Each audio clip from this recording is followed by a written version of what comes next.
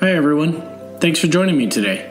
My name is Gabriel Cox and I equip first-time supervisors with necessary leadership tools. Before we get started, I would like to invite you to head on over to my website and subscribe for a free resource. The ultimate guide to identifying what type of leader you are in 5 easy steps. While you are there, you can check out my Goat Locker, which is a place where you can get free tools to help you develop as a supervisor. Hey, what's going on everybody? I'm excited to bring you this week's episode, You're Hired, Part 2, steps that you can take as a new supervisor when you're being onboarded to your company. So last week we talked a lot about how you as a supervisor can welcome your new employees in, and this week I want to kind of flip the script and give you some tips on what you can do as the new supervisor. So this topic is important because oftentimes supervisors will get all caught up in their own heads and forget why they got hired in the first place, meaning they try to be someone that they're not. And so it's important to understand that the company brought you in for a reason, and they want you to be who you are. And it's completely understandable when people get nervous about a new job.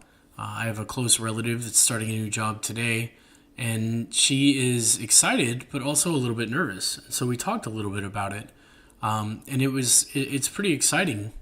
But when you walk into your job, be yourself, and that's most important.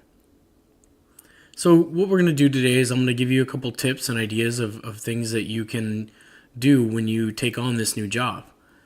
Like I said, number one, most important, and not really even a step, is just to be you. And remember, the company brought you in for a reason. They like you. Be yourself. The other thing I'd like to offer is that you don't want to make any sudden moves. Oftentimes, supervisors will come in ready to go, super excited. And sometimes when they get into this new job, they understand that they're there to fill a vacancy that might have been left open for a long time. And so they might feel like they have to jump in and hit the ground running. And it's a completely normal thing when you see all kinds of stuff happening. But don't try to sweep away all the things that they had already had in place. You don't know how they're working. You don't know what processes do work and what don't work. And sometimes there are situations that not everything needs to be fixed. So don't make any sudden moves. You want to, while you're getting used to things, you want to observe and listen to what's going on. You want to ask questions, seek input, and most importantly, listen to what the people who have been there are saying and telling you. Sometimes a lot of these people might start complaining about other employees. They might start complaining about the previous manager, whatever it is. One, do not internalize it, and do not think that you are there to fix it. In the aspect that there was actually a problem.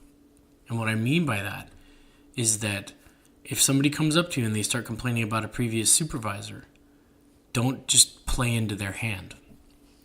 Sit back, listen, get a lot of different opinions, and ask a whole lot of questions. The next tip I want to offer you is to be seen. I had a supervisor when I was a young coastie, and the first thing he did when he reported to our ship was go and talk to the higher ranking people. This frustrated us as a staff, as junior members. Our new boss is here. We expected him to come in and at least introduce himself to us, his team. But instead, he went to go talk to all the other people who weren't even on our ship, in our crew. And the purpose for that was to go show off his name or do whatever it was. But what you want to do is you want to get among your staff. You want to get out there, talk to them, get to know them. This is your time to be, who you want to be, set a relationship, let them know you're excited to be there, whatever it is. But you want to get out there and be seen. Get to know the people you're working with. The next thing I want to offer is that you want to look at the information that you have around you. Get to know the policies and procedures that your company already has on hand, and see what you can do to kind of learn from that and say, oh, wow, this is really good. I really enjoy this, or whatever it is. But look at the information that you have available around you. Again, you might be coming into a situation where it is chaotic and stressful. and you are just the person to fix it.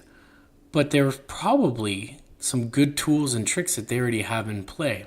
So get to know that stuff and look at the information.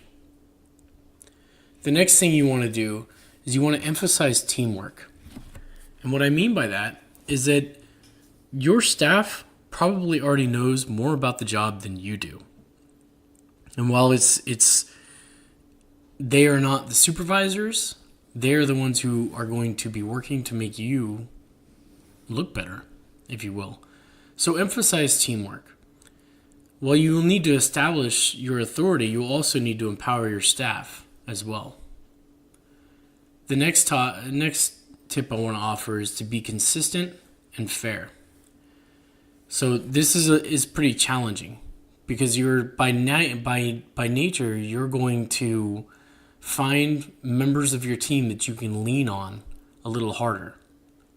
But as you grow as a supervisor, you're going to learn that if you lean too hard on